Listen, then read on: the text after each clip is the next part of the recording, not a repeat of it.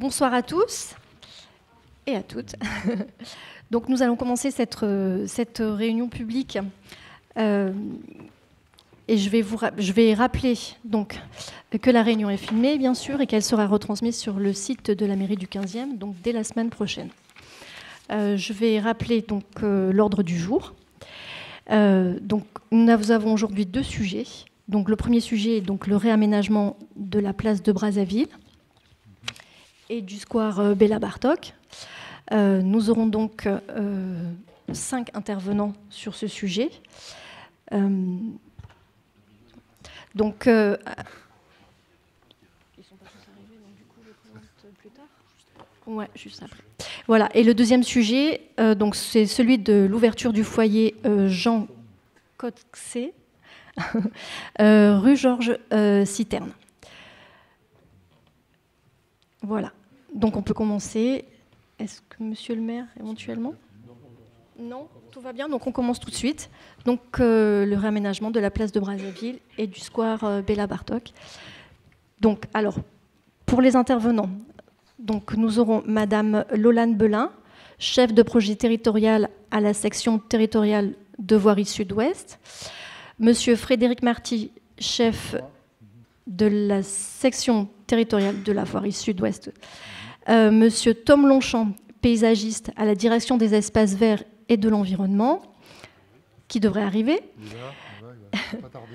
Monsieur Quentin Nil, donc du service d'exploitation des jardins du 15e arrondissement, et monsieur Nicolas Legendre, du service d'exploitation des jardins aussi du 15e arrondissement. Donc je vous cède la parole. Merci. Bonsoir mesdames et messieurs. Donc, je suis Frédéric Marty, le chef de la section territoriale de voirie. Et comme l'a dit madame, je suis accompagné par la chef de projet territorial, Lolane Belin, qui vous fera la présentation technique. Moi, je vais faire la première partie pour rappeler simplement d'où sort ce projet et quelle est la genèse de ce projet. Donc, je vous propose, comme sommaire, tout d'abord, de faire un petit rappel sur le résultat et la démarche embellir votre quartier. Ensuite, quelques détails sur les propositions retenues. En troisième position, nous verrons la fiche programme qui est issue donc des propositions, de vos propositions qui ont été retenues.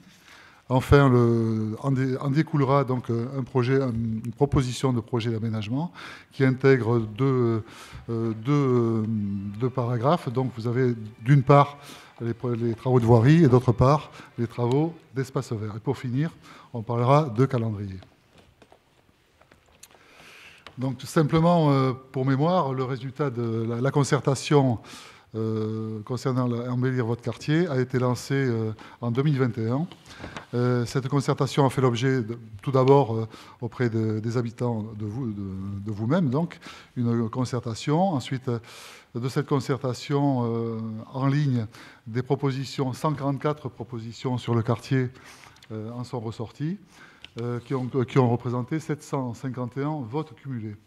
Alors, à noter que dans ces propositions, il y a des demandes qui étaient localisées en limite du quartier, puisque le quartier part depuis le quai de Grenelle et va jusqu'à la rue de Vaugirard. Donc, effectivement, il y a des demandes qui étaient limite quartier Beaugrenelle et d'autres limite quartier nord par rapport à la rue de Vaugirard. En règle générale, ces demandes qu'on a ensuite triées, classées, d'une part par rapport au nombre de votants, mais également par rapport au thème qu'elles représentaient. Elles ont été classées et sont ressortis, bien entendu, les 3 grands thèmes qui sont l'amélioration de la propreté et l'entretien de la voirie. Alors, sur la carte que vous avez sous les yeux, c'est juste un petit focus pour rappeler où se situe dans le quartier, que vous connaissez bien sûr très bien, le projet d'aménagement. Après, néanmoins, c'est intéressant de voir ce schéma parce que vous avez également une vue sur les autres quartiers de la ville qui ne sont pas en reste. Simplement, le quartier Emery-Ozola qui est représenté ce soir, c'est le quartier embellir votre quartier, première phase. Donc, vous êtes les premiers à en bénéficier.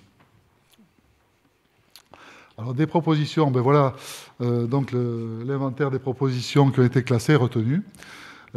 Parmi ces propositions, on peut en reconnaître certaines qui sont déjà terminées, par exemple la Roumet, par exemple Edmond Roger. Enfin, toutes les propositions qui ont été retenues sont aujourd'hui soit réalisées, soit en travaux actuellement, comme la rue de la Rosière, vous avez peut-être remarqué, soit qui sont en étude. Mais en tout cas, toutes les propositions qui ont été retenues par la concertation auprès de la population ont été classées, triées, chiffrées. Et parmi ces propositions, donc, on retrouve la place de Brazzaville, qui, comme vous pouvez le constater si vous regardez la colonne coût estimé, représente néanmoins quand même dans le haut du tableau parmi les propositions chiffrées. Donc c'est quand même un aménagement au titre d'embellir votre quartier de la politique portée qui est très important. Alors, les thèmes, j'en ai parlé au tout début, mais ceci dit, de ces thèmes, on établit des fiches programmes. Alors, des fiches programmes, tout ça, ce sont des bien grands mots, mais qu'est-ce que ça veut dire? Ça veut dire qu'on fait un réaménagement de la place de Brazzaville, notamment autour du thème de la réorganisation de la circulation, de la création de nouveaux espaces végétalisés et ou des piétons.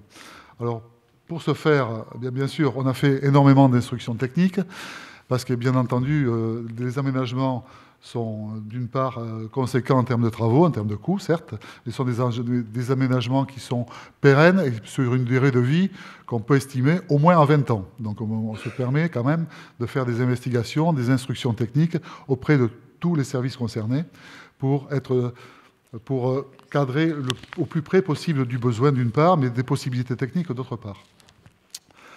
Donc le permis d'aménager, suite à ces instructions techniques, a été obtenu en octobre 2023, donc sur la base de tous les avant-projets qui ont été faits. Le coût estimé à date est de 500 000 €, travaux de voirie, plus travaux d'espace vert. Donc le financement, comme je disais en introduction, est financé sur le budget spécifique Embellir votre quartier, phase 1, quartier Emery-Ozola. Les études et les travaux sont réalisés donc par nos services, par les services de la STV Sud-Ouest, donc en études et en travaux. Bien sûr, on ne fait pas les travaux avec la pelle à la pioche, on a des entreprises bailleurs qui feront les travaux, mais toute la partie études, gestion des travaux, contrôle des travaux, réception, sont effectués par les services de la STV Sud-Ouest. Voilà, juste un petit clin d'œil tout de suite sur le calendrier de début des travaux qui est fixé donc à l'automne 2024, post-JO. Post-JO. Oui, évidemment, pendant la phase des JO, c'est un peu plus compliqué de faire des travaux. Bon, pour la suite, je laisse la parole donc à Lolane, qui est notre ingénieur, chef de projet territorial. Je ne sais pas trop comment... Voilà.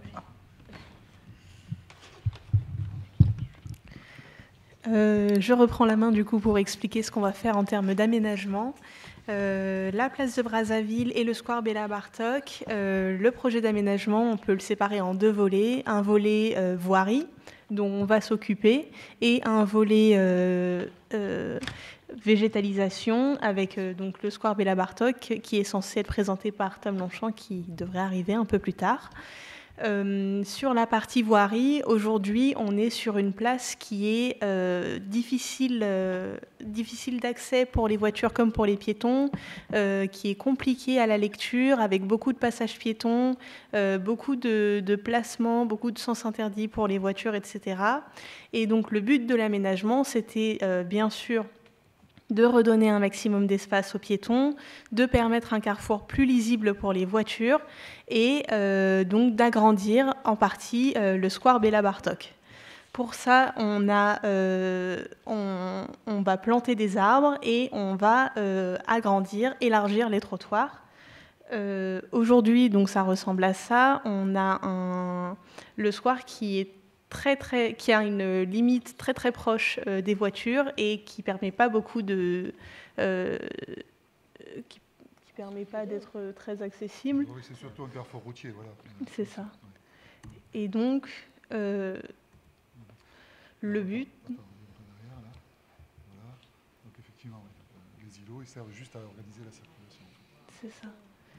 Et donc on a des comptages qu'on a bien étudiés pour pouvoir faire de manière la plus intelligente possible des élargissements de trottoirs, notamment en prenant en compte des des flux qui sont peu importants à ces endroits-là, qui nous ont permis en fait de supprimer un flux qui est celui, est-ce qu'on voit ma souris? Oui, qui est celui-ci, qui n'existe plus, de manière à pouvoir élargir le trottoir à cet endroit-là, planter 5 arbres et élargir le square Béla Bartók à cet endroit ici, et donc permettre une bien meilleure lisibilité pour les voitures parce qu'ils peuvent faire ça ou ça, et ici ça ou ça.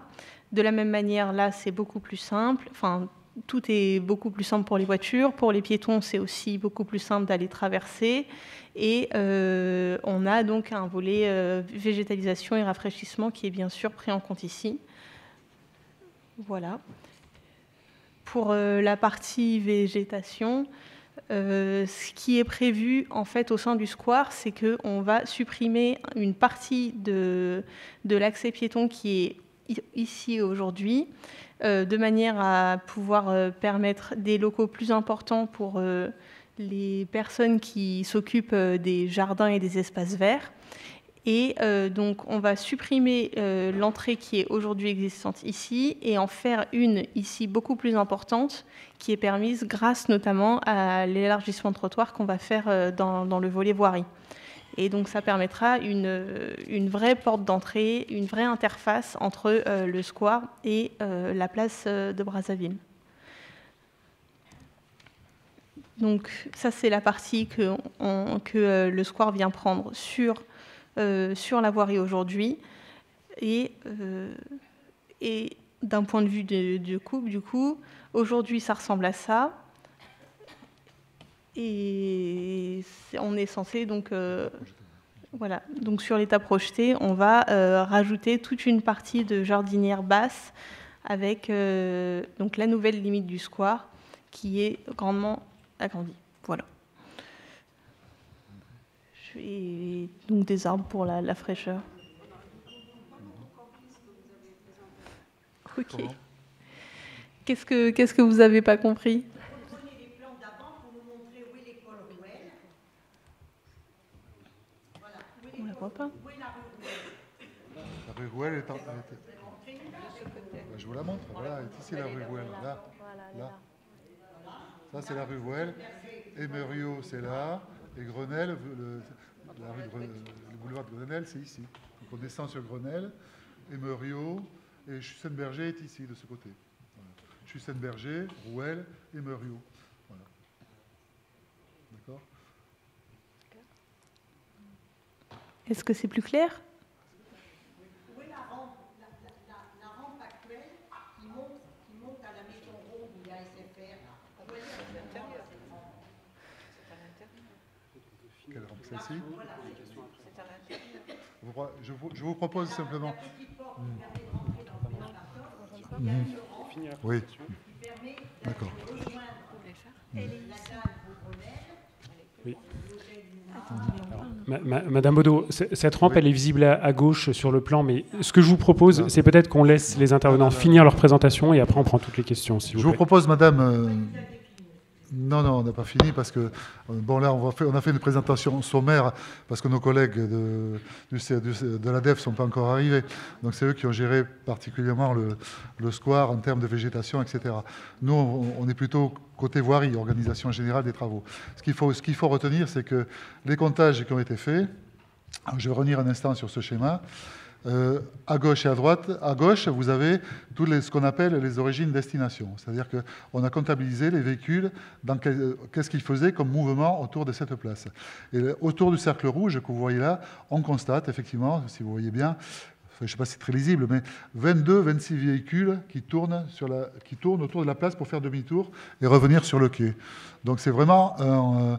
C'est ce qui est à l'origine du projet et qui a permis de dire ce tourne à gauche, finalement, il ne sert pas à grand-chose et autant profiter de cet espace pour recréer un espace qui ne soit pas uniquement comme aujourd'hui, comme vous voyez là, les 8 îlots séparés qui servent uniquement à organiser la circulation, mais de faire quelque chose de beaucoup plus végétal, minéral et en même temps qui permette aux piétons de traverser en sécurité.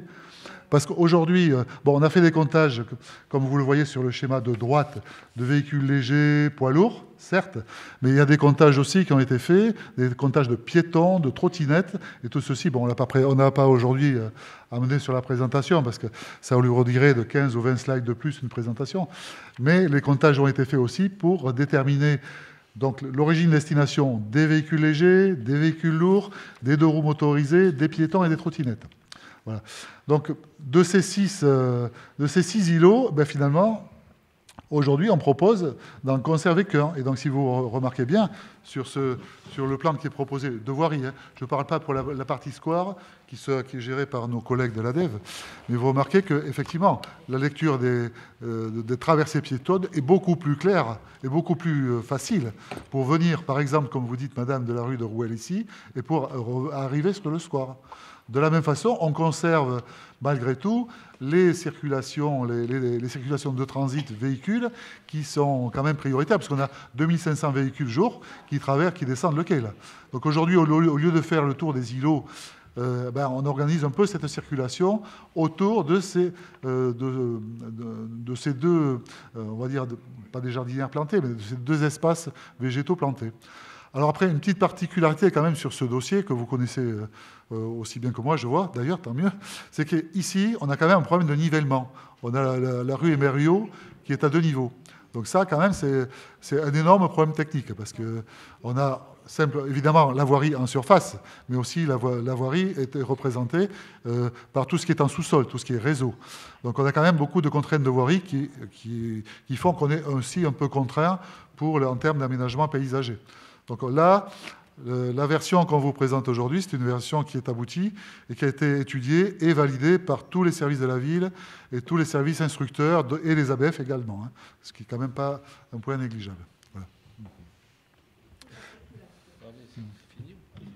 Si, moi j'ai terminé la présentation. Ok, alors c'est bon. Pardon. Oui, juste un mot, je voudrais remercier les services de voirie d'avoir fait ce travail compliqué, comme on vous l'a dit. On attend les services des espaces verts, mais qui essayez de les contacter peut-être pour savoir s'ils arrivent. Pour présenter la suite des choses. Non, simplement, ce secteur a été très mal conçu à l'origine, comme vous pouvez le constater. C'est un fatras là, de rues qui se croisent, qui montent, qui descendent, etc. Enfin, très compliqué. On a essayé de réparer un certain nombre d'erreurs. D'ailleurs, moi, depuis que je suis maire, j'ai toujours entendu des demandes des habitants du quartier pour refaire la place de Brazzaville, depuis 15 ans, quoi. Donc là, on y arrive enfin, grâce d'ailleurs au dispositif Embellir votre quartier qu'on fait dans tous les quartiers du 15e, avec un budget par quartier d'environ 6 millions. Enfin là, c'est beaucoup moins cher. Là, c'est au bout de 500 000 euros, je crois, à peu près.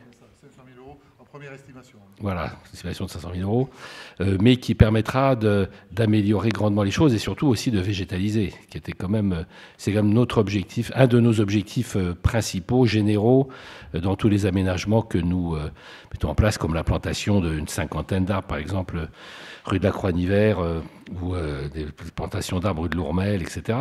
Donc, végétalisation, essayer aussi d'améliorer le confort des piétons, de réparer un certain nombre de défauts techniques, mais on ne peut pas tout faire, surtout en fonction de la configuration de cette place, qui est vraiment assez mal organisée. Mais enfin voilà, c'est le meilleur parti. On a beaucoup travaillé dessus, notamment avec Jean-Marie Sommel et puis les directions de la ville. Je pense qu'on a tiré le meilleur parti de ce qu'on pouvait faire. Alors c'est pas parfait, bien sûr, mais c'est une amélioration sensible, je pense.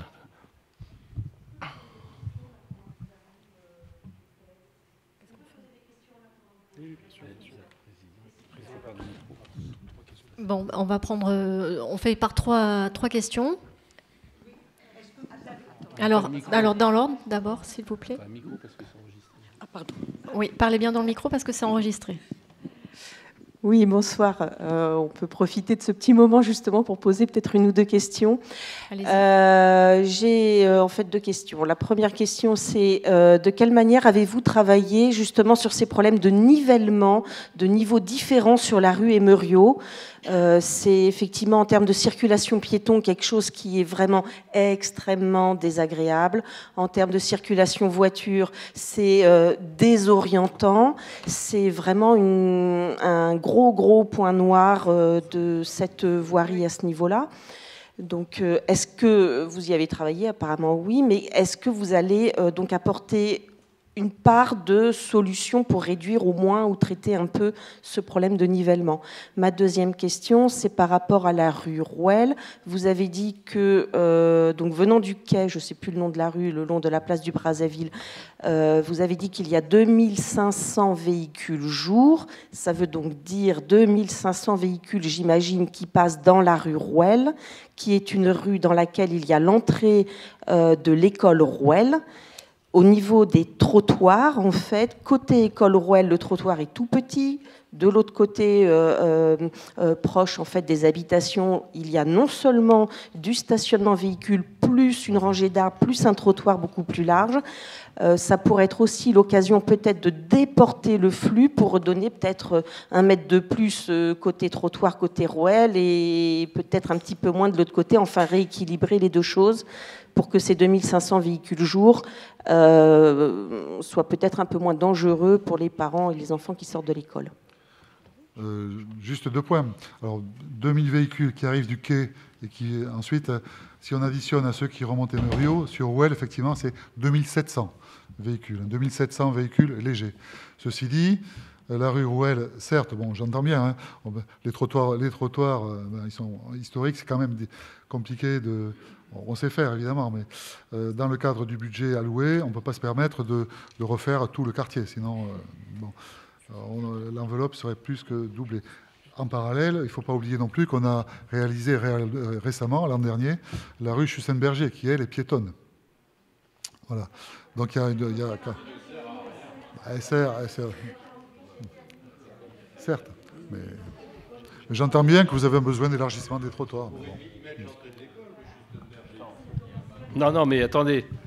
Il a été... Bon, déjà, la rue Rouelle, c'est comme ça, c'est une pénétrante. Donc, pour des raisons de sécurité, de passage des services de secours, d'éviter les bouchons tout le long de la rue en amont, il a été décidé de piétonniser la rue Schutzenberger et d'y faire l'entrée principale de l'école. Donc c'est ça qui va se passer. Alors bien sûr, on est en relation là, avec la direction d'affaires scolaires de la ville, parce que bon, la direction de la voirie, la direction des espaces verts, la direction d'affaires scolaires, à chaque fois il y a des discussions, négociations, etc. Et puis des impératifs calendaires, disons, différents, mais il est bien évident que ce qui est prévu, parce que sinon ça aurait servi à rien, c'est de faire l'entrée principale de l'école rue Schutzenberger. Donc c'est ça qui doit se faire. Maintenant, on attend que la direction des affaires scolaires le fasse. Voilà. Après, concernant la question de madame sur le nivellement, oui, nous avons regardé le nivellement pour essayer effectivement de l'atténuer au maximum. Nous sommes actuellement en étude d'exécution. Les études d'exécution, donc c'est des études de détail de nivellement pour permettre ensuite d'attaquer le chantier proprement en octobre 2024. Alors, le chantier se déroulera jusqu'en juin 2025, voilà, en considérant toutes les phases de travaux, voirie plus espace vert. S'il vous plaît, attendez d'avoir un micro pour parler, s'il vous plaît, posez votre question.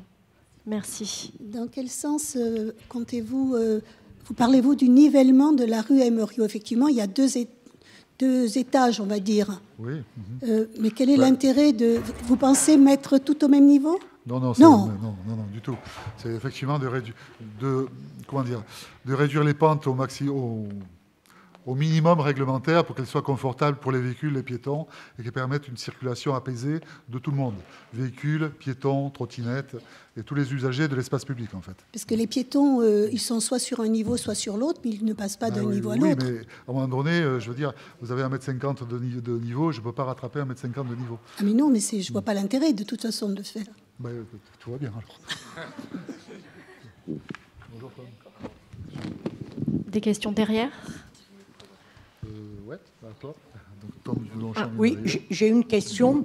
Est-ce que vous avez pris en compte, parce qu'on est à 2700 voitures Ruruel, est-ce que vous avez pris en compte la question de la circulation qui a énormément changé? Monsieur le maire dit ça fait un certain temps qu'on pense à la place de Brazzaville, mais il fallait d'autant plus y penser maintenant, c'est que la situation a énormément changé.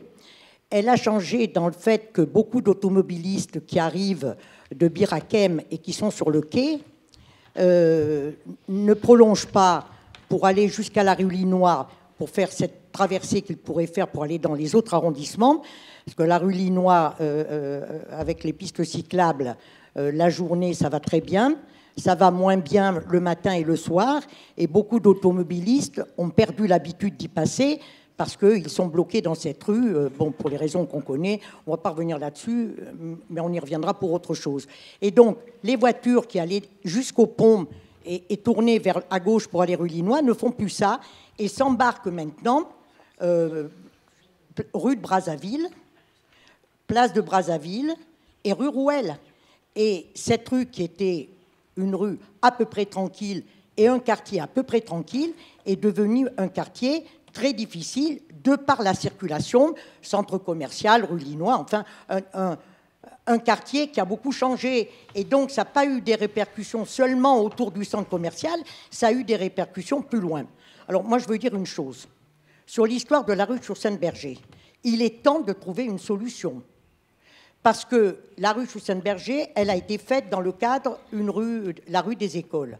Or, il y a beaucoup d'écoles, il y en a de plus en plus, et pas seulement des écoles pour les petits-enfants, il y a l'enseignement supérieur général qui amène beaucoup d'étudiants, il y a une station de vélo, il y a quand même la tour Évasion 2000, il y a la tour de Paris Habitat qui donne sur la dalle, ça fait de plus en plus de monde et de gens. C'est un quartier qui est extrêmement tranquille et qui l'est beaucoup moins.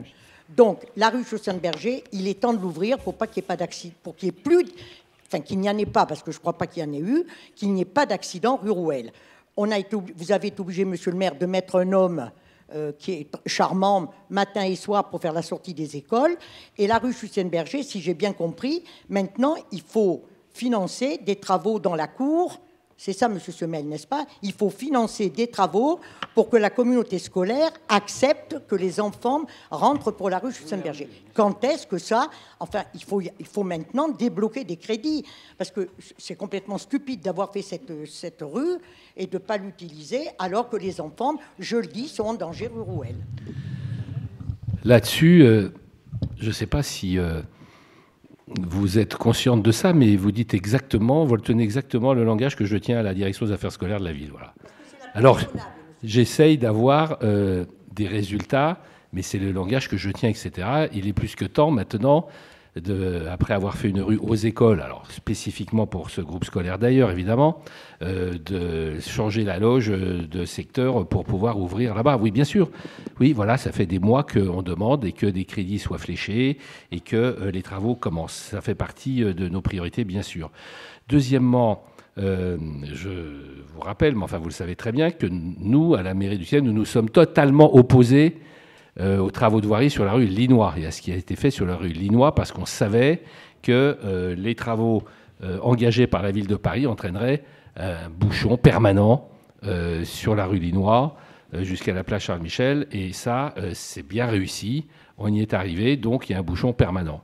À partir de là, d'ailleurs, vous savez bien, nous avons fait venir M. Béliard, même l'adjoint au maire chargé de la voirie ici, enfin c'était pas dans cette salle, mais dans une autre, peu importe, et la totalité des habitants présents et du conseil de quartier s'y opposent. On a même fait aveu d'ailleurs, pour qu'on a présenté au conseil d'arrondissement, voté en conseil d'arrondissement, rejeté en conseil de Paris, évidemment, par rapport à cet aménagement, en disant, ce n'est pas qu'on ne souhaite pas d'aménagement sur la rue Linois, mais pas celui que vous proposez, parce que ça va juste amener un bouchon permanent sur cette voie, etc., etc. Donc vous connaissez l'histoire aussi bien que moi. Donc voilà où on en est. Et c'est vrai qu'il va falloir peut-être maintenant organiser aussi une sorte de dissuasion des automobilistes pour qu'ils soient moins nombreux à passer dans cette rue qui n'est pas fait pour ça d'ailleurs au départ, parce qu'elle est quand même assez étroite, jusqu'à la rue Rouelle. S'il vous plaît. Alors, avant de reprendre une série de questions, je vais laisser intervenir Monsieur Alors, donc, Monsieur Tom Longchamp, donc le paysagiste de la DEVE. Bonsoir à tous. Bonsoir à tous. Je vais poursuivre la présentation donc, sur le volet paysager et sur le traitement du nouvel espace public qui sera proposé sur l'opération Brazzaville. La première réflexion qui était importante sur ce projet, ça a été de reconnecter les trottoirs, les espaces piétons, afin de les sécuriser avec l'entrée du square, en lui donnant une meilleure visibilité, en créant cette ouverture centrale qui connecte le square, qui était plutôt fermé sur lui-même jusqu'à maintenant, avec cette nouvelle place qui vient, comme il a dû être traité précédemment, donc regrouper un ensemble d'îlots. Donc on passe d'un caractère plutôt routier, avec un enchevêtrement de voies circulées très carrossables, à une emprise piétonne, large, confortable, qui permet aussi d'intégrer les arbres existants, les marronniers, dans l'ensemble du projet. Je pense notamment à l'apport de fraîcheur qui sera nécessaire sur les périodes estivales.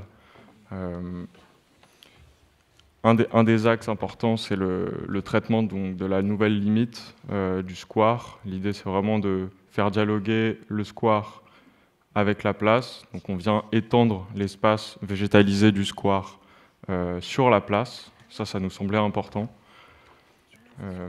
Le second point, c'est une réflexion sur les accès. Donc, l'accès que vous voyez sur l'écran, c'est un accès qu'on va condamner pour plusieurs raisons. La première, c'est le manque de visibilité et le manque d'accessibilité qu'il y avait sur cet accès. Et secondement, sur le plan général, il y a une étude actuellement qui est menée par un bureau d'architecture pour rénover les emprises, les locaux du service d'exploitation du jardin. C'est ce que vous voyez en haut à gauche du plan. Donc cette emprise nouvellement créée dans le square va fermer, on voit pas la souris, va fermer un cheminement qui passait actuellement dans le square. Et donc maintenir l'accès n'avait plus tellement de sens. Et on préférait, ça c'est la version projetée, on préférait fermer cet accès pour maintenir une continuité végétale et donner de la place au végétal dans le square, mais que ça soit aussi visible depuis la rue. Et ouvrir un accès dans l'axe de la rue Rouelle pour valoriser ce square et cette nouvelle place de Brazzaville. Et enfin, donc purement sur la place, l'idée c'est il y a 5 nouvelles plantations d'arbres de grand développement qui seront dans la continuité des essences existantes, c'est-à-dire le marronnier à Esquelus, qui est donc rouge sur Brazzaville. Et donc la grande qualité de cet arbre, c'est que du point de vue déjà du quartier, c'est des essences qu'on retrouve peu, surtout les essences de grand développement. Là, on a la chance d'avoir de l'espace libre, on est sur un traitement de place et non de rue. Donc il y a un espace qui est confortable. Et l'idée, c'est de densifier en apportant 5 nouvelles plantations d'arbres de cette même essence pour favoriser un couvert arboré homogène et qui procure aussi des espaces de fraîcheur sur la place en période estivale. Voilà, je vous remercie. Donc on peut reprendre les questions. Alors, passage de micro. Monsieur, ici, à gauche, ici, s'il vous plaît. Ah, mais vous avez un micro déjà, tout va bien. Allez-y. Mon nom est Moreuil. Pardon. À propos. Premièrement, je remarque que nous n'avons pas reçu le dossier. C'est-à-dire qu'on gagnerait beaucoup de temps et de compréhension si on recevait le dossier. Ce n'est pas secret. Donc, peut-être avec une phrase de précaution en disant que c'est encore à chiffrer ou que sais-je. Ça, c'est le premier point. Ensuite, j'ai une question qui s'adresse plutôt à Monsieur Longchamp. Ah ben, ça tombe bien. Est-ce que le square sera fermé la nuit, le square Béla-Bartók, à l'instar des autres squares? Parce que je n'ai pas vu de grille. Enfin, c'est difficile à voir. Ce que je peux vous dire, sur le plan, c'est oui, assez fin, mais il y a quand même des portails qui seront... Oui, mais est-ce que ça va être fermé le soir, comme les parcs et jardins à Paris en général? J'ai pas la réponse. Il n'y a pas d'arbitrage qui a été fait actuellement. Sur le plan de la sécurité, ça paraît important. Autrement, ça va être bien sûr. Une zone de deal idéale. Bien sûr. La question de la fermeture, on y travaille actuellement. C'est un échange que je porte avec justement le service d'exploitation du jardin. Et donc, c'est notamment eux qui sont acteurs de ce site au quotidien. Et c'est un échange qu'on a. Vous pourrez leur poser la question, peut-être. Bien sûr. Parce que ce serait... Oui, pardon. Plus que poser la question, nous avons, mairie du 15e, nous avons clairement demandé qu'il soit fermé. C'est un des 2 seuls squares du 15e qui n'est pas clôturé. Ce n'est pas normal. Il faut que tous les squares soient fermés, notamment celui-là. Mais alors voilà, est-ce qu'on aura un arbitrage budgétaire? C'est toujours le même problème. Oui, dernière chose, en ce qui concerne Oui, c'est la fermeture la nuit, évidemment, qui est importante. Et la dernière chose, est-ce qu'il y a des feux rouges qui sont prévus ou pas?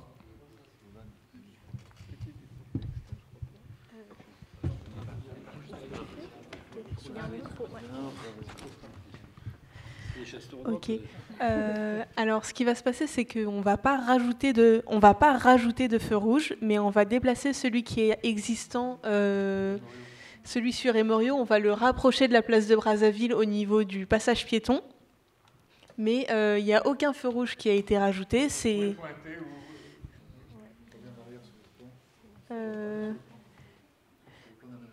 il sera ici, il me semble. Et du coup, il est mis ici. Oui, il est dans la descente, devant la tour. Ça sera là. Sur la droite. Ah, il va être déplacé là? Ça va être déplacé.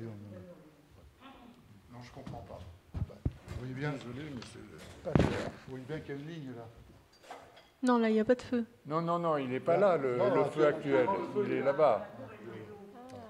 Et il est laissé là. Placé où? Il va être déplacé. Il va être rapproché en même temps que le passage piéton. Non, mais où? Vous pouvez montrer, s'il vous plaît? Ici, ici et ici. Vu.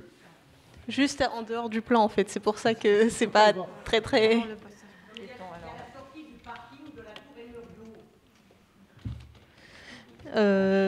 Ici?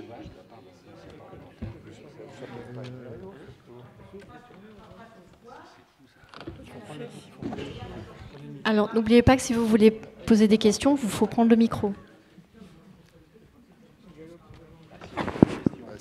Alors, Monsieur Vacher. Bonsoir, Jean-Jacques Vacher. Dans ce projet, à mon avis, il manque quelque chose. En particulier, la problématique de la circulation piéton dans cette partie qui va donc de la rue Emerio à la rue Robert de Flers, qui est toujours, comment dirais-je, place de Brazzaville. Ce secteur immonde, c'est pas peu dire, c'est un trou noir, les trottoirs d'un côté inexistants et de l'autre côté un petit peu plus larges. Alors là, on les a élargis, les trottoirs, mais dès qu'on arrive aux locaux de la CPCU, hop, ça se rétrécit. Ce qu'il faut savoir, c'est qu'il y a une circulation piéton d'enfants en provenance de l'école Emerio et de l'école Rouel. Déjà, à l'angle de la rue Robert de Flers, il y a une association qui s'appelle Animum de Beaugrenelle qui s'occupe de soutien scolaire, et les enfants, bien sûr, viennent là. Comment les enfants pourront continuer à venir? Ils vont passer, comment dirais-je, d'une partie splendide à un trou noir, qui est déjà un trou noir, et mal éclairé. Voilà.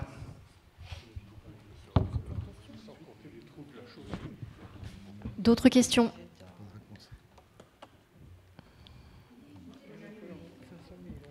Parlez bien dans le micro.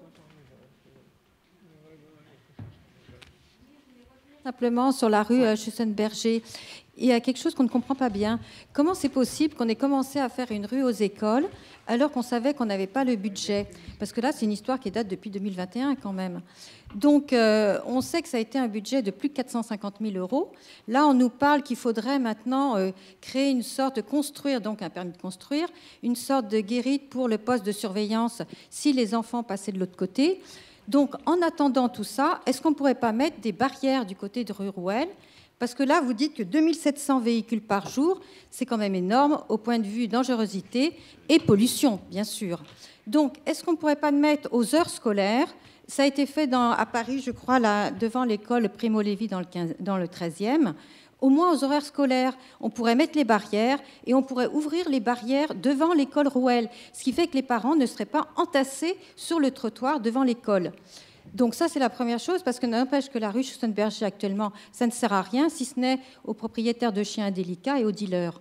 Donc, en attendant, ce serait surtout qu'il n'y a pas forcément toujours un agent de la circulation qui fait traverser les enfants, donc ça va être encore de plus en plus dangereux. Alors, d'autres questions? Le square, je voulais dire quelque chose. Et j'avais pas fini sur le square, excusez-moi. Okay. Le square Béla Bartók, est-ce que c'est un square comme maintenant qui est uniquement pour les chiens ou est-ce qu'il y aura quelque chose pour les enfants? Parce que là, c'est entouré d'enfants. Donc, est-ce qu'on peut faire quelque chose pour justement, vu la proximité, faire un petit coin pour les enfants? Il y a une crèche, il y a l'école maternelle à côté, il y a l'école... voilà. Quand ouvert ou pas, il me semble qu'il y a un square juste à côté qui s'appelait Pablo, quelque chose comme ça, qui est ouvert 24 heures sur... Voilà, qui est ouvert 24 heures sur 24. Donc voilà, c'était simplement pour le faire remarquer qu'à Paris, il y en a même 140. Donc voilà, merci. Alors, dans le micro.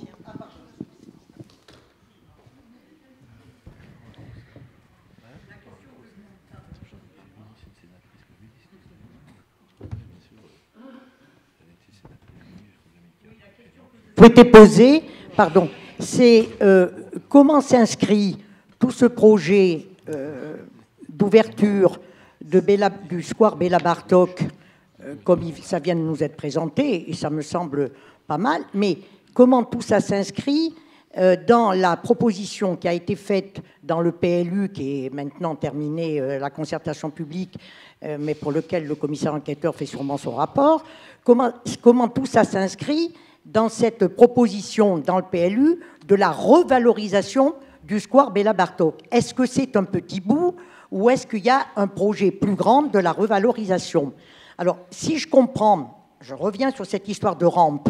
La rampe qui existe actuellement, est-ce qu'elle disparaît dans le projet? Cette rampe qui permet, en partant de la place donc, de Brazzaville, pour remonter sur la dalle à Chédid, est-ce qu'elle disparaît ou est-ce qu'elle reste?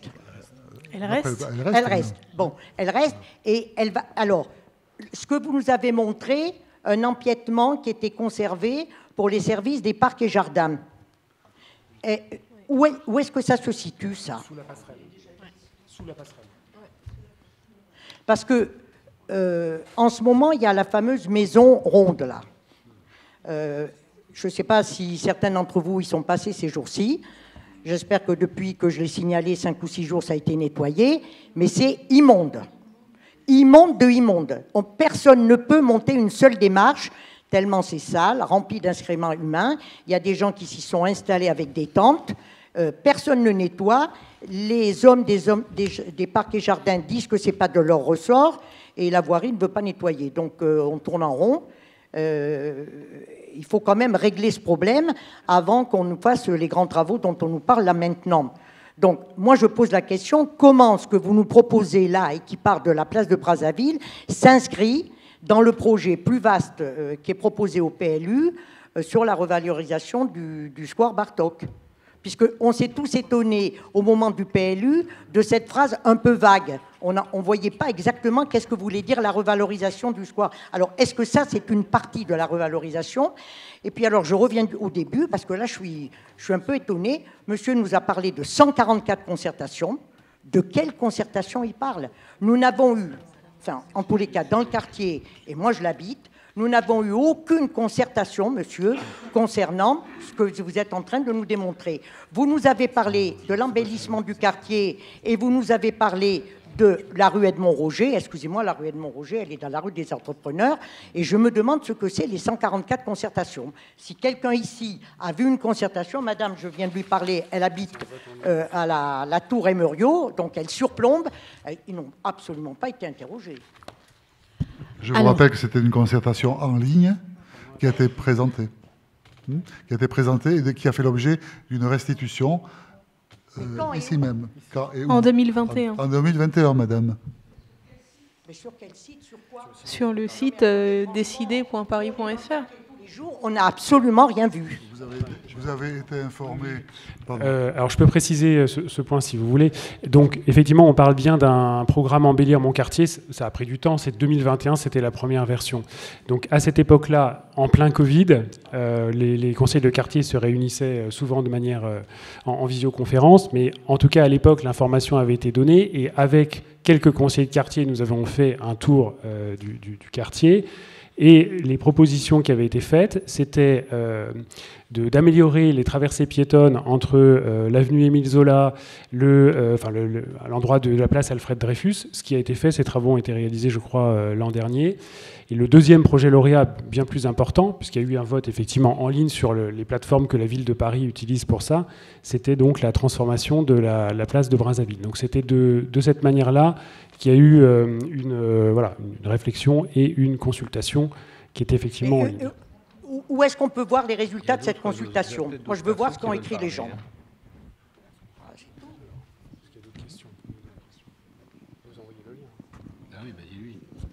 On peut vous envoyer le lien, Madame Baudot, hein, sur ce site. Hein.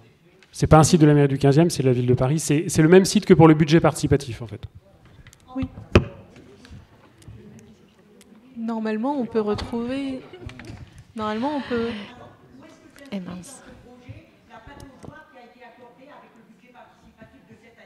Expliquez-moi où est la pataugeoire là-dedans. Alors qu'il y a une fontaine qu'on a laissée se détériorer. Le budget participatif, d'accord. Les gens qui ont déposé pour une association, je ne sais pas laquelle, peut-être est-elle présente, ou je ne sais pas comment on dit, pataugeoire pour le square Béla Bartok. Où ça s'inscrit tout ça? On ne voit jamais l'ensemble, jamais. Alors, est-ce qu'il reste encore des questions? Monsieur. Juste deux petites remarques. Je vais dans le sens de Monsieur Vacher concernant l'angle avec la rue Robert Deflers. Actuellement, je crois qu'il y a 2 ou 3 places de stationnement. Est-ce qu'il est envisagé de faire sauter ces 2 ou 3 places de stationnement pour élargir le trottoir et permettre aux enfants de pouvoir circuler de manière beaucoup plus sécurisée? Ça, c'est la première chose. Et la deuxième chose, c'est est-ce que vous avez envisagé de surélever les passages pour piétons pour faire diminuer la vitesse de circulation des véhicules automobiles? On a décidé de ne pas faire de plateau surélevé pour des raisons de nivellement, mais c'est quelque chose qui avait été étudié à l'époque, oui. Donc ce ne sera pas fait. Monsieur Véron, à côté. Il y avait une question sur le stationnement. À quel niveau, monsieur, s'il vous plaît? Monsieur, est-ce qu'on peut redonner le micro à monsieur? Le problème de stationnement, monsieur. Ouais, à quel niveau? pour nous indiquer. À l'angle de la rue Robert Deflers. Ce que disait M. Vacher tout à l'heure, effectivement, il y a un local associatif avec des enfants et aujourd'hui, il y a 2 places de stationnement entre la rue Robert Deflers et le local de la CPCU. Est-ce que ces places de stationnement sont amenées à disparaître pour élargir le trottoir et permettre aux enfants de circuler dans les meilleures conditions?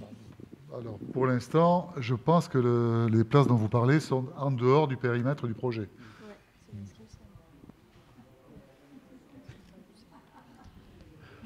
Excusez-moi. Encore une question, monsieur Véran. Oui.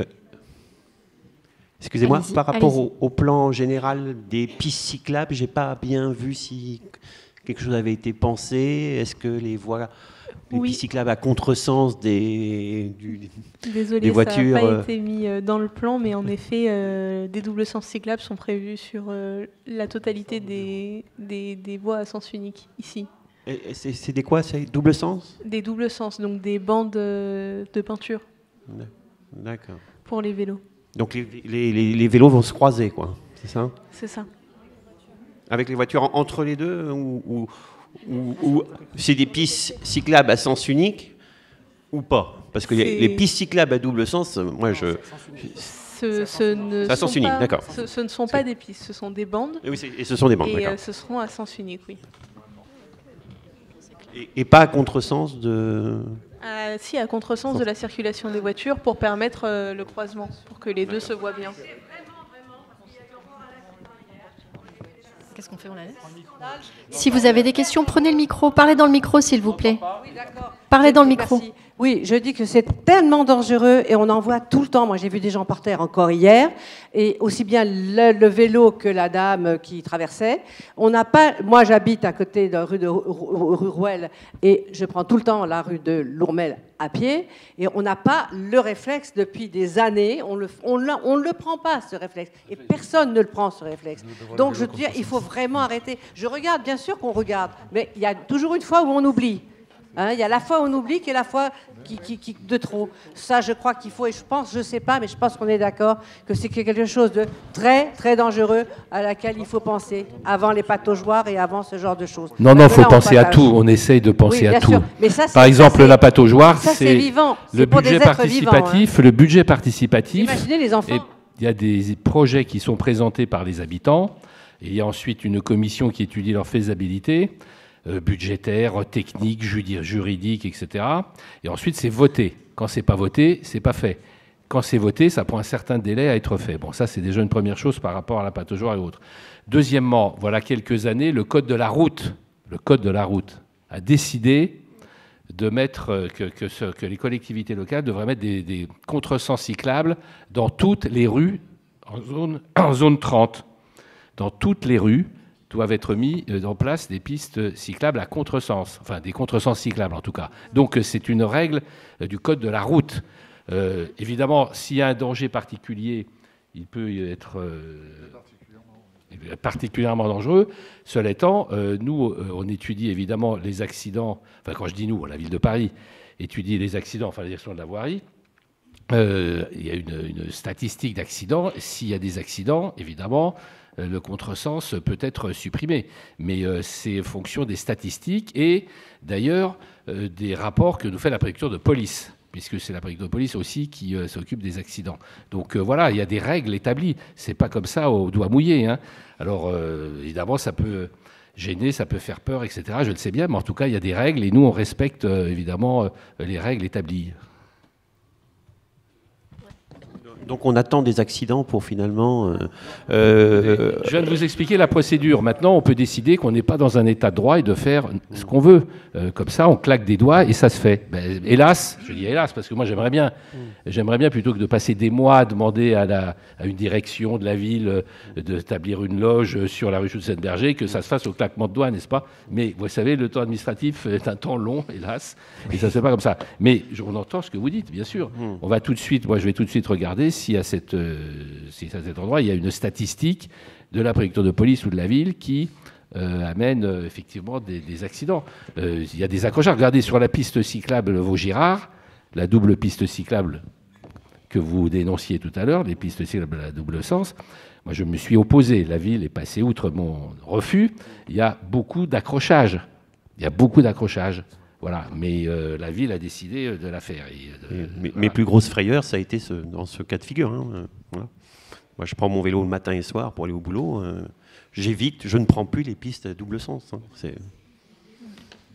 Je reprends la route classique. C'est bon.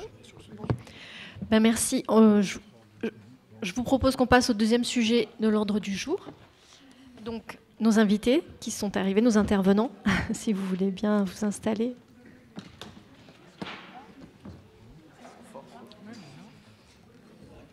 Donc le deuxième sujet, c'est l'ouverture du foyer. Alors je prononce peut-être pas bien. Jean Coetzee, rue Georges Citerne.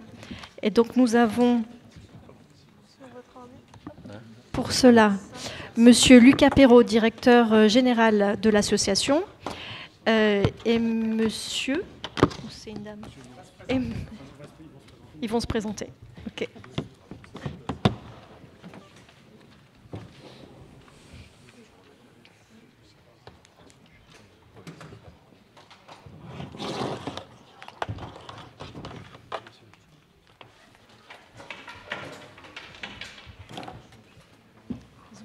dans tout ce qu'il faut. Okay.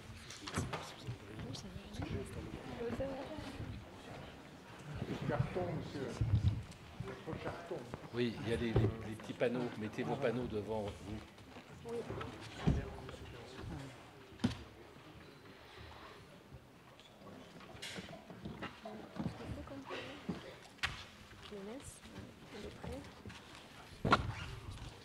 Donc allez-y. Bonsoir mesdames et messieurs, je suis Lucas Perrault, je suis le directeur général de l'association Jean Cotset. Je suis accompagné de Mohand Amidouche, le directeur pédagogique de notre association, et également de Axel Lians, qui est le directeur du foyer dont on va parler ce soir. Donc on l'appelle, nous, le foyer de la Croix-Nivert, puisqu'historiquement nous sommes rue de la Croix-Nivert. Donc on a prévu une brève présentation, on est là bien sûr pour répondre à toutes vos questions. Donc l'association Jean Cotset, c'est une association reconnue d'utilité publique. Elle a été fondée par des magistrats en 1959. Et en fait, on ne fait que de la protection de l'enfance. Et on est présent, on a prévu une petite carte dans pratiquement l'intégralité de l'Île-de-France. Alors on a amené, pour celles et ceux qui le souhaitent, des projets associatifs qui vous permettent de mieux connaître notre association. On accompagne à peu près 4000 jeunes dans l'année, donc c'est un nombre assez important. Ça fait de nous un des acteurs principaux de la protection de l'enfance dans la région. Et voilà, pour Paris, c'est notre principal territoire d'intervention. On est présent dans beaucoup d'arrondissements. On est présent dans le 13e, dans le 18, le 19, le 20e, le 10e, le 9e. On est présent dans beaucoup d'arrondissements parisiens. On a 35 établissements et services et notre association compte 1000 salariés. Alors c'est principalement des éducateurs, puisqu'en protection de l'enfance on a beaucoup d'éducateurs, mais également sur les 1000 salariés, sachez qu'on a 200 assistants familiaux, ce qu'on appelle en général dans le jargon des familles d'accueil. Voilà. Notre budget s'établit à 73 millions d'euros et ce budget il est financé principalement par les conseils départementaux, un petit peu par la protection judiciaire de la jeunesse, mais c'est à la marge. Et donc notre principal financeur, c'est la ville de Paris. Alors le lieu des activités, là, on n'a pas prévu ce soir de rentrer dans le détail. Vous voyez que le gros de nos activités sont parisiennes.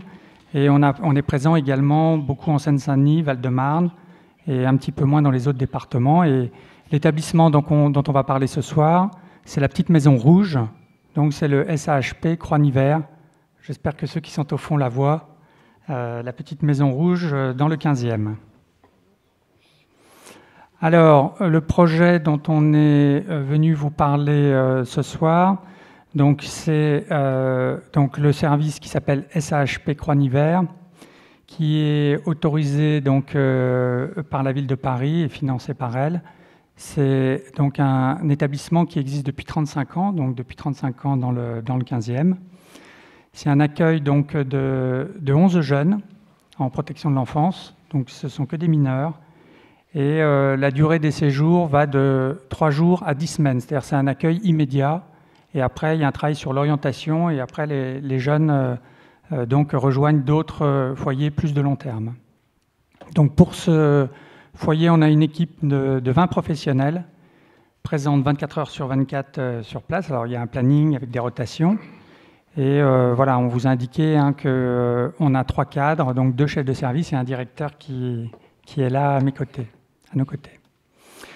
Ce qu'on est venu vous dire ce soir, c'est que en fait, l'installation rue Citerne, c'est une installation temporaire. C'est le temps qu'on reconstruise le site historique du service qui se situe au 77 rue de la Croix-Nivert. Et il y a un projet en réflexion assez avancé de reconstruction à cet endroit. Et donc le temps de faire ces travaux pendant les 3 prochaines années, on projette de s'installer rue Citerne. D'où la durée estimée de 3 ans. Donc j'insiste, c'est une installation temporaire à cet endroit. Alors là, pareil, on a essayé de vous mettre une petite croix rouge, mais une petite flèche rouge. C'est l'installation rue Citerne. Mais peut-être que, au fond, peut-être que vous arrivez à la voir. Et enfin, dernière diapo, avant qu'on passe aux questions. Voilà, on va s'installer dans une ancienne école, qui n'est plus utilisée comme école récemment, mais en tout cas une ancienne école, donc dans laquelle on projette de faire des chambres. Hein, c'est dans la partie supérieure et puis un lieu de vie en bas. Donc c'est uniquement des travaux intérieurs, il n'y a pas de travaux extérieurs. Donc voilà en quelques mots la présentation du projet, puisque l'objectif de la réunion de ce soir, c'était bien sûr de répondre aux questions et de peut-être mieux présenter le service. Alors, oui. Monsieur le maire. Oui, quelques informations complémentaires. Tout d'abord, ce bâtiment scolaire de la rue Georges Citerne, d'une part, appartient à la ville de Paris. J'avais pu y faire installer il y a quelques années, peut-être certains qui habitent dans le secteur s'en souviennent, une école Diwan. C'est une école avec 2-3 classes, hein, pas beaucoup, mais qui permettait l'apprentissage du breton. Alors, ce n'est pas dû simplement au fait que le 15e a un maire breton, mais c'est effectivement 20% de la population du 15e d'origine bretonne quand même. Donc il y avait une grosse demande et c'était la seule école d'Iwan à Paris d'ailleurs, ça fonctionnait très bien. Il y avait beaucoup de demandes d'ailleurs. Et enfin, je ne parle pas breton moi, personnellement. J'aurais pu aller poser. Moi non plus. Bon, d'accord. Et malheureusement, pour des raisons de crise interne à cette association École d'Iwan en Bretagne, à Paris, etc., l'école a dû fermer. La mairie de Paris et moi-même avons envisagé pendant plusieurs années, parce qu'elle est désaffectée depuis plusieurs années, comme vous avez pu le constater, d'y installer le centre culturel arménien de Paris, mais qui a tergiversé pendant plusieurs années sans donner de réponse définitive, ce qui fait que le projet, malheureusement, est tombé à l'eau. Et la ville de Paris a installé pendant quelques temps une distribution alimentaire pour personnes à la rue, qui a posé beaucoup de problèmes dans le quartier, d'ailleurs, parce que c'est une distribution alimentaire qui concernait une file active d'environ 300 personnes à la rue, donc ça posait quand même pas mal de questions dans le secteur. J'aurais préféré autre chose, mais voilà, la ville l'a imposé, c'est comme ça. Aujourd'hui, alors, il y a d'autres projets, hein. Moi j'espère, enfin, il y a beaucoup de demandes d'établissements scolaires privés, d'ailleurs, qui souhaitent trouver des locaux. C'est ce que j'essaye de faire pour que ce bâtiment retrouve sa vocation initiale, même s'il est tout petit, hein. On ne peut pas y mettre beaucoup d'élèves. Mais enfin, il y a des demandes, donc je les transmets aussi à la ville, mais il se trouve qu'il y a ces travaux dans le foyer Jean Coxtet du 77 rue de la Croix-Niver qui ont lieu, et donc pendant cette période transitoire de 2 ans et quelques, comme vous l'avez dit, il y aura le dispositif sera transféré sur Georges Citerne. Je voudrais en dire un mot, parce que je suis à l'origine de ce centre du Croix-Niver, puisqu'en 1989, j'étais adjoint au maire de Paris chargé de la police, et il se trouve qu'à l'époque, les mineurs en fugue, qui étaient localisés par les services de police sur la voie publique, en gros dans la rue, dans Paris, finissaient la nuit au commissariat de police, alors différemment selon que c'était des garçons ou des filles, mais donc ils étaient mis dans les cellules de garde à vue ou sur les bancs des commissariats pour finir la nuit, et le matin on les relâchait. Bon, c'était pas terrible. Donc il y a eu effectivement une démarche humanitaire que j'ai conduite à la demande du maire de Paris de l'époque, c'est-à-dire Jacques Chirac, avec le président de la Cour de cassation, Pierre Truche, que peut-être certains connaissent ici, et qui est venu nous proposer un dispositif cofinancé par le ministère de la Justice et la ville de Paris pour héberger une dizaine, vous voyez, c'est quand même très peu, une dizaine de mineurs en fugue pour qu'ils puissent trouver un hébergement la nuit lorsqu'ils étaient recueillis sur la voie publique, qu'ils ne finissent pas au commissariat, et qu'ils soient encadrés par une équipe d'éducateurs spécialisés, confirmés. C'est l'association Jean Coxtet, comme on l'a dit, qui est une association de prévention spécialisée, qui a été retenue à l'époque et qui y est depuis. Je peux vous dire, pour suivre ça de près évidemment, puisque j'étais un peu à l'origine de ce projet, que sur le 77 Croix-Niver, d'ailleurs personne n'en a jamais entendu parler, et c'est bien qu'on n'entende jamais parler de ce genre d'équipement. Voilà, il y a un travail qui se fait à l'intérieur, c'est très bien. Il n'y a jamais eu le moindre problème, je n'ai jamais été saisi de la moindre difficulté. Voilà, donc moi, j'ai toute confiance en cette équipe confirmée qui encadre avec des moyens très importants, comme on vous l'a dit, les jeunes en question. Et c'est une opération transitoire de 2 à 3 ans, en fonction des travaux tels qu'ils seront réalisés. Il y a encore quelques petits problèmes sur les travaux à faire, mais enfin, en tout cas, voilà, c'est ce qui va se passer. Et ensuite, nous essaierons de retrouver une vocation qui est la vocation initiale de cet équipement, vocation scolaire. Je suis désolé. Oui, vous avez raison, mais c'est trop petit. C'est trop petit pour une maison des associations. Non, mais oui, je sais bien. Mais c'est trop petit parce que nous avons énormément de demandes. Et comme il y a la localisation, rue de la Saïda, de la maison des associations est très excentrée, il nous faut quelque chose, effectivement, un peu dans ce quartier ou dans le reste du 15e, mais il faut quelque chose de beaucoup plus important. Là, ça ne permettra pas de répondre à la demande. Il faut... Et on recherche. Enfin, on a, vous voyez, par exemple, alors je vous donne, puisque vous parlez de ça, j'ai proposé, avec mon adjointe Marie-Caroline Douceret, de service de l'association, qu'on puisse installer une deuxième maison d'association dans le CIDJ. Voilà. Après les JO, oui, puisque là, c'est Spot 24. Mais ça n'a pas encore été retenu par la mairie centrale. Et oui, puisque c'est avec des crédits de la mairie centrale. Donc voilà, c'est une provision parce que là, les locaux sont immenses et la mairie n'est pas encore totalement fixée sur l'avenir définitif de ce bâtiment. Donc je pense que ce serait pas mal parce que ce serait une très bonne localisation et il y aurait suffisamment de place. Mais je ne peux pas vous le confirmer. Voilà. Donc, si vous avez des questions, allez-y, madame. Bon, alors, oui. Bonsoir. Voilà, moi, j'habite rue Rouelle. Je suis venue avec des voisins. J'ai entendu... Donc, effectivement, on a connu pendant plusieurs années l'association Aurore et ça a été un vrai calvaire pour nous. Hein. Voilà, je vous le dis, je fais partie des gens qui sont mobilisés parce qu'on avait des incivilités tous les soirs en bas de chez nous. C'était un cauchemar. Et vraiment, on revit depuis. Donc, déjà, on est content, merci.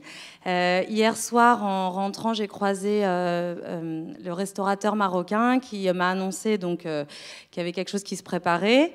C'est vrai qu'on attendait, on voyait qu'il se passait des choses, des travaux. Bon, je ne vais pas vous mentir, sur le moment, ce que m'a dit Brahim, lui, il était un peu paniqué. Il m'a présenté les choses voilà, d'une certaine façon. Je suis allée me renseigner sur l'association. Voilà, on est quand même plusieurs. On commence à communiquer, etc. Parce que forcément, on a des inquiétudes, c'est normal. C'est une rue, enfin moi j'ai des enfants, on est plusieurs à avoir des enfants qui rentrent seuls le soir du collège. Il y a une école, l'école Rouelle. On connaît, voilà, c'est le quartier. Hein. Voilà, voilà, oui, pardon. Non mais parce que... Non, ouais. Je comprends votre émoi, c'est voilà. La raison pour laquelle cette présentation se fait. Ce sont 10 à 12 mineurs qui ne sont pas... Et je pense qu'il y a une confusion qui se fait sur la catégorie de mineurs en question. C'est pour ça que je veux bien des précisions. On a eu des problématiques dans le 15e comme dans tout Paris, et particulièrement les secteurs touristiques, Tour Eiffel, Trocadéro, etc., avec ce qu'on appelle des mineurs non accompagnés, des mineurs isolés étrangers d'Afrique du Nord. Vous voyez ce que je veux dire? Et cela nous pose d'énormes problèmes. Il y en a quelques-uns dans le 15e. La police les interpelle. Ce sont des mineurs, pour la plupart. Donc ensuite, ils sont confiés à l'aide sociale à l'enfance, dans un foyer, c'est sous main de justice, qui ensuite, ils s'en vont du foyer, etc. Il ne s'agit pas du tout de ces... Enfin, je parle sous le contrôle de l'assurance Coxet, il ne s'agit pas du tout de cette catégorie de mineurs. Ce n'est pas du tout ça, vous voyez. Ce sont... j'imagine, vous pouvez avoir un enfant qui fugue et qui se retrouve dans la rue à Paris, voilà, et qui va être donc intercepté par des services de police et qui va l'amener dans ce foyer pour qu'il passe la nuit, qu'il travaille, qu'il discute pendant... une journée, 2 journées, 3 journées avec un éducateur qui essaie de trouver des solutions de réinsertion pour lui ou de le ramener à sa famille, souvent en province, et de trouver des solutions sociales, soit familiales, soit dans des institutions, etc. Voilà, c'est de ça dont il s'agit. Enfin, Effectivement, notre association est une association de protection de l'enfance. C'est vrai que c'est une activité qui n'est pas très connue. Il faut savoir quand même qu'en France, il y a un peu plus de 350 000 enfants protégés. Et donc, effectivement, nous, l'objectif, c'est d'accueillir ces enfants et de les accompagner au mieux, de préparer après la suite de leur parcours. Très souvent, ils retournent chez leurs parents. Mais en tout cas, à un moment donné, il faut protéger ces enfants et c'est la mission qui nous occupe. Donc, en tout cas, ce qu'on peut vous dire, c'est que nous, on a une équipe, on a la chance, dans notre métier, là, pour ce service-là, d'avoir une équipe expérimentée et des cadres également expérimentés. Donc voilà, ils sont là pour accompagner ces mineurs au mieux Et donc nous, on se tiendra aussi bien sûr à la disponibilité des voisins quand on rejoindra le site pour vous montrer un peu comment on travaille. Donc même si bien sûr, ces enfants ils sont avant tout protégés, donc voilà, on est assez discret. C'est-à-dire que vous voyez, on a 1000 salariés, mais peut-être qu'avant ce soir, vous n'aviez jamais entendu parler de nous, et c'est notre objectif. Parce qu'on veut être discret, parce que ces enfants, on les protège, mais on n'a pas vocation à les exposer sur les réseaux sociaux, ou voilà, on les protège. Excusez-moi, afin qu'on comprenne bien, est-ce que vous pourriez nous dire, à titre d'information, quelle est la journée d'un jeune à l'intérieur? Alors, ce que je vous propose, c'est que je vais passer la parole à Axel Jans, le directeur, parce qu'il sera mieux placé que moi pour répondre. Oui, bonsoir à tous. Alors la journée typique d'un jeune, elle est un petit peu fonction de chaque jeune. Il y a en fait deux grandes catégories. Il y a ceux pour qui poursuivent une scolarité. Donc ça ne marche pas évidemment pour les fugueurs, puisque sur le moment, évidemment, leur école n'est pas là. Et donc les enfants qui sont déscolarisés, pour lesquels on propose des ateliers. Donc de différentes sortes, de socialisation culturelle, des relais scolaires, qui peuvent se faire au sein de l'établissement ou avec des partenaires extérieurs. Mais la journée typique d'un jeune, j'ai envie de vous dire que ça ressemble en fait à un jeune qui serait dans un internat lambda. Il dort sur place et puis il est pris en charge tout au long de sa journée au sein de l'établissement avec des repas, puisqu'on a donc une maîtresse de maison, c'est le poste qu'on nomme comme ça pour la personne qui fait la cuisine, qui accompagne sur le linge, les choses comme ça. Un lever le matin par les éducateurs, un coucher en soirée assez classique, avec voilà, une vie comme ça un petit peu rythmée. C'est difficile de vous donner plus de détails.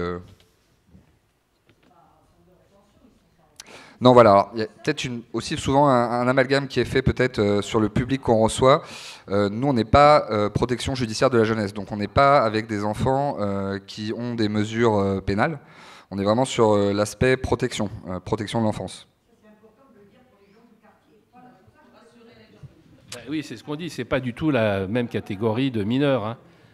C'est très important. D'ailleurs, la ville avait imposé l'installation d'un centre d'hébergement, je crois, avec Aurore d'ailleurs, je crois, sur la rue de Vaugirard, avec des mineurs non accompagnés. Ça a été une catastrophe.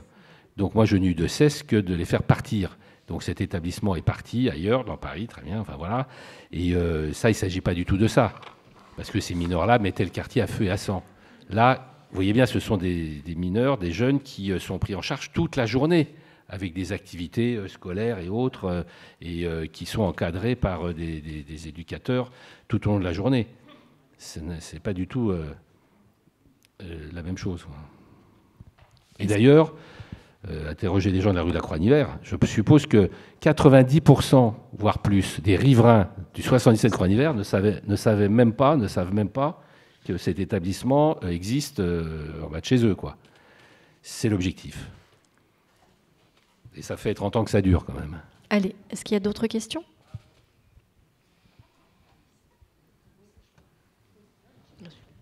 Mais ça nécessite une information dans le quartier, puisque, évidemment, il y a des inquiétudes. Ouais, je ne sais pas comment on peut informer davantage, parce qu'ici, là, il y a quelques personnes, mais...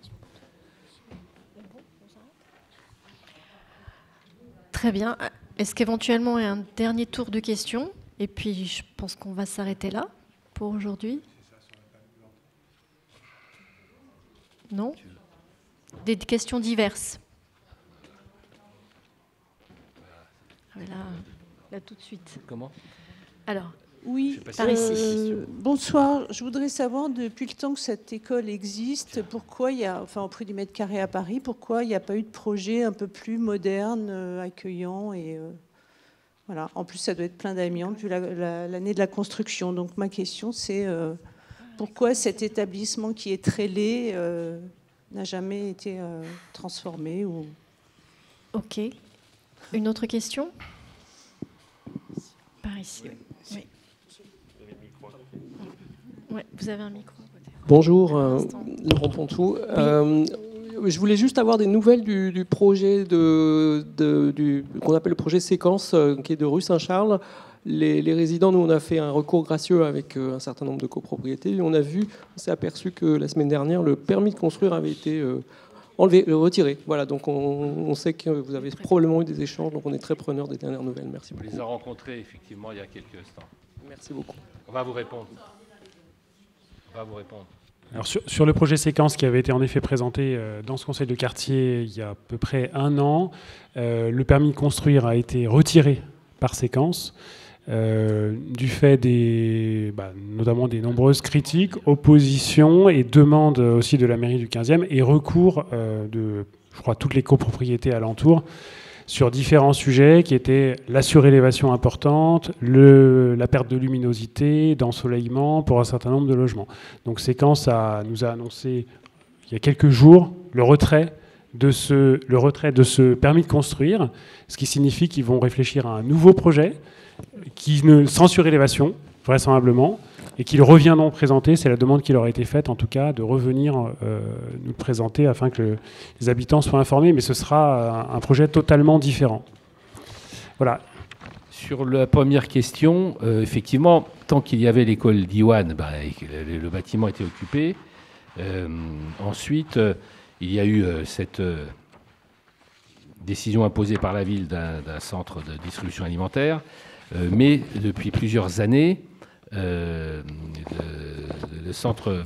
l'association franco-arménienne voulait récupérer ce bâtiment pour en faire un centre culturel. Donc ça a traîné pendant des années. Et justement, ce qui était prévu, c'est que les travaux de rénovation, évidemment, soient faits pour l'installation d'un centre culturel arménien.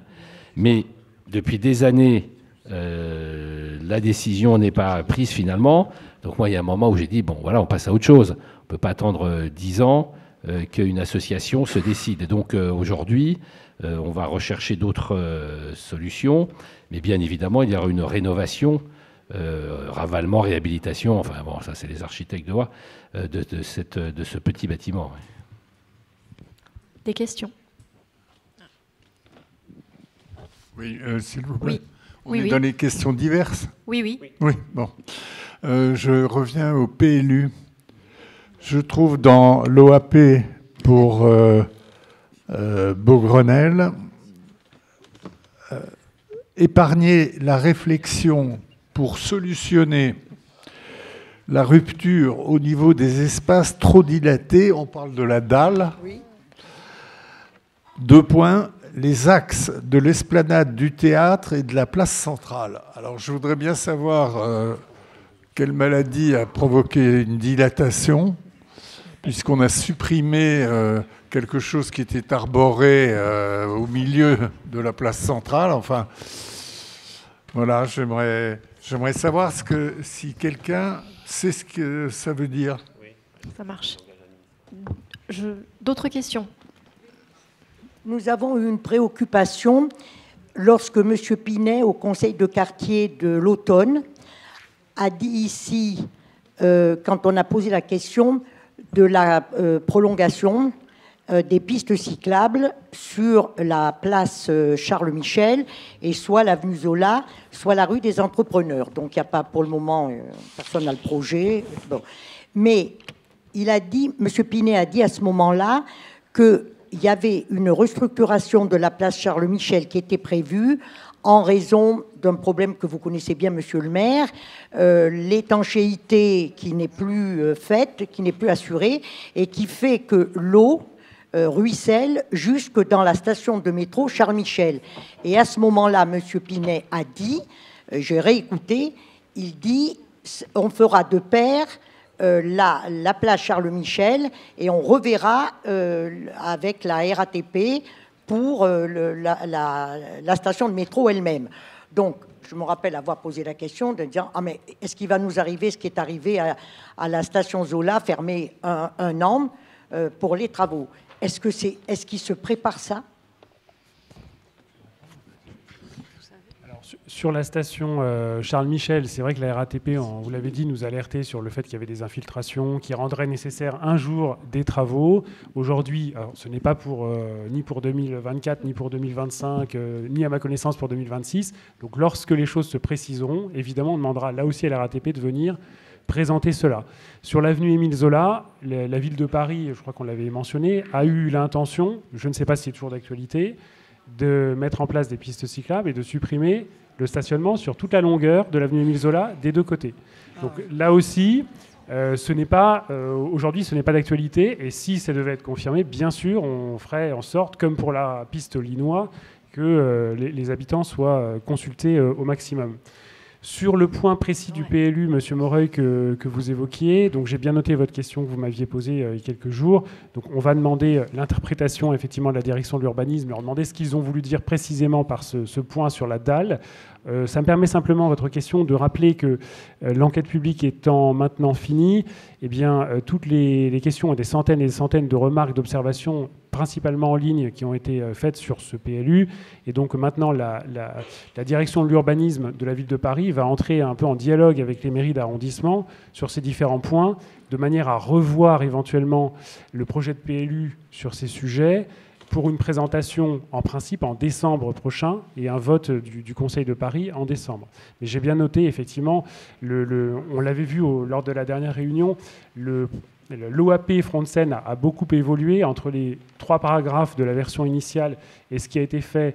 Il y a, je crois, un certain nombre de risques qui ont été, grâce à vous notamment et aux associations qui ont participé, un certain nombre de risques qui ont été écartés, mais il reste des choses à peaufiner, à améliorer, et peut-être cette formulation, en effet, est-elle trop imprécise.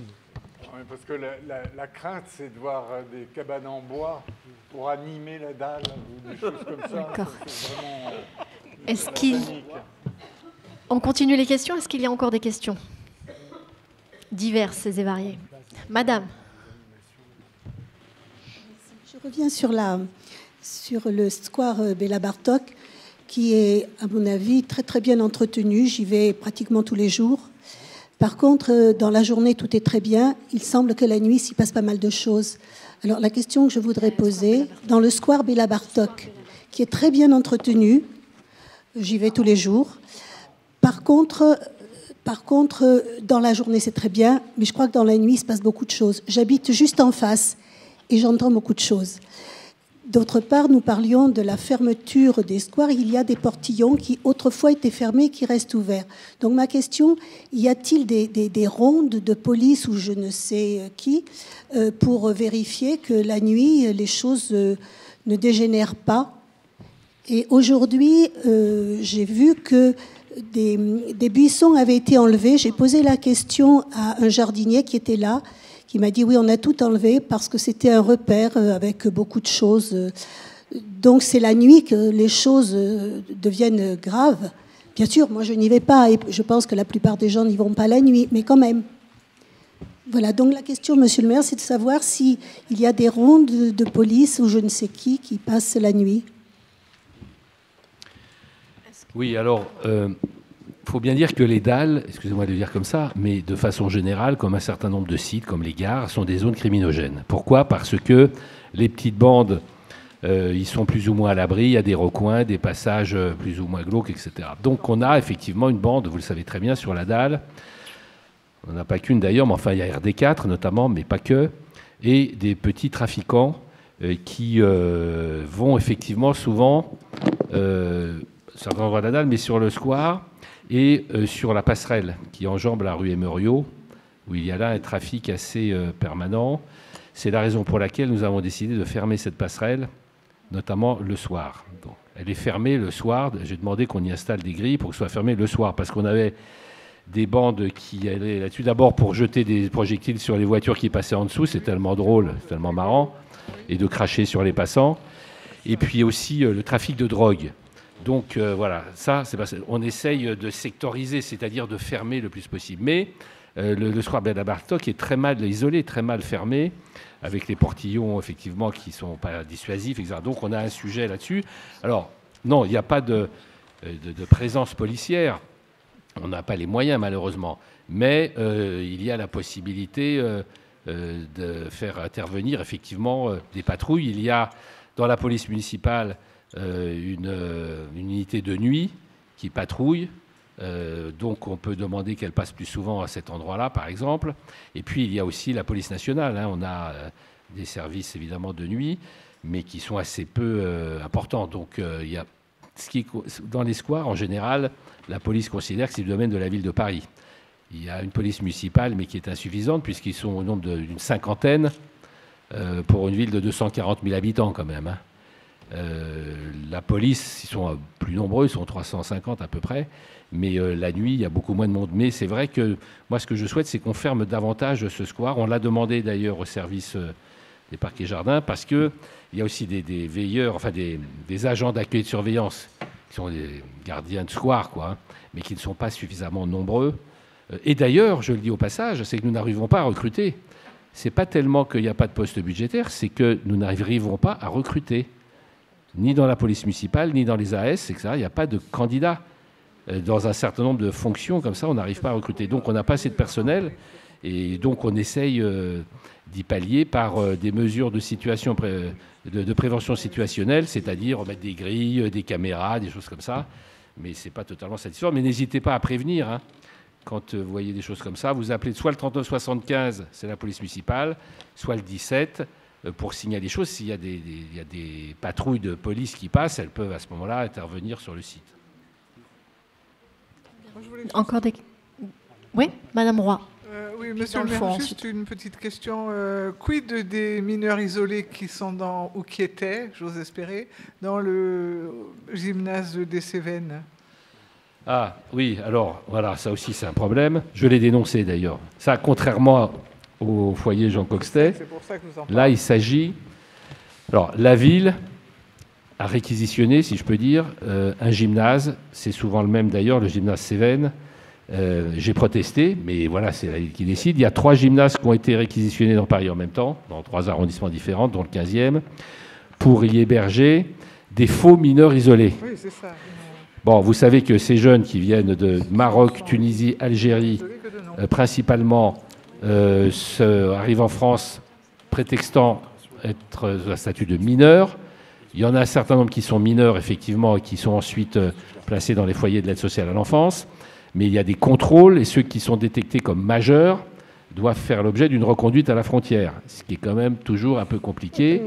Et il se trouve que parfois, il y a des associations qui les aident, et ils viennent par exemple occuper l'hôtel de ville ou tel site. Et donc la ville essaye de les héberger pendant un certain temps dans des gymnases, ce qui est une hérésie. Enfin, je ne sais pas, moi, on est par exemple aussi à 3 mois des Jeux Olympiques, il y a des compétitions dans les gymnases, des entraînements, ils ne peuvent pas se faire parce que du 13 mars au 13 avril, ce gymnase sera occupé par 120 ou 130 faux mineurs isolés, qui sont encadrés par une association, évidemment, de prévention spécialisée. Mais c'est catastrophique, voilà. Bon, je vous dis. C'est un gros sujet. Alors, il y avait une question aussi dans le public. Voilà. Oui, madame. Le micro derrière vous, il y a quelqu'un. Alors, on demande à ce qu'ils partent le plus vite possible, mais en attendant, voilà, ils sont prévus là pour 1 mois. Allez-y, madame. Oui, pour revenir au square Bartok, cette maison ronde là qui se délabre de plus en plus et où il y a des squatteurs, qu'est-ce qu'il est prévu de faire? Vous pouvez répondre? Elle appartient à la ville de Paris. J'ai posé la question, va voir. Des questions encore? C'est bon? Oui, le sujet est bien identifié, on en parle très souvent aussi avec la SEM Paris-SEM, même si c'est la ville de Paris. Effectivement, il n'y a rien de nouveau sur ce sujet. J'en profite pour dire que la rampe que vous évoquiez tout à l'heure, qui est dans un état assez lamentable, là aussi, il y a une demande pour qu'elle soit refaite, ce serait la moindre des choses. Si la place est nettoyée, puisque la place va être refaite, évidemment, la rampe qui mène de la place à la dalle devrait aussi être remise en état. Aussi, s'il vous plaît, le passage qu'il y a qui passe de la bibliothèque, vers la dalle, parce que c'est dans un état aussi épouvantable. Il y a quelque temps, vous nous avez dit que c'était le CPCU, effectivement. CPCU. Mais pourquoi, enfin, est-ce que vous avez la possibilité de faire quelque chose, de leur demander, parce que c'est dans un état absolument dégoûtant. Il y a tous les enfants qui utilisent ce passage pour aller à l'école et aller dans les divers bâtiments, habitations alentours. Alors, ce que vous dites là, en fait, ça Oui, effectivement, ça fait longtemps que ça dure, mais c'est lié à cette architecture compliquée de la dalle où en fait la SEM n'est pas propriétaire de l'ensemble. Il y a des morceaux qui sont la propriété de CPCU, d'autres qui sont propriété de la Poste, par exemple. Et là, cette partie CPCU qu'on voit facilement, puisque c'est celle qui est différente au sol du reste de la dalle, effectivement, est dans un état aussi de saleté, dont la bibliothèque, évidemment, s'est plainte à de nombreuses reprises. Donc on a réuni il y a quelques mois l'ensemble des parties prenantes sur ce sujet. On va les relancer parce qu'il faudrait que CPCU engage des travaux pour remettre en état ce fragment de la dalle. Et la question que vous souleviez aussi de la saleté de cet endroit, c'est lié aussi en partie au campement qu'on a eu ces derniers mois et à la présence de mineurs qui parfois passent la nuit là, avant ou après avoir commis un certain nombre d'actes dans le quartier, dont la pharmacienne d'ailleurs de la dalle Beaugrenelle a été victime aussi. Des questions ?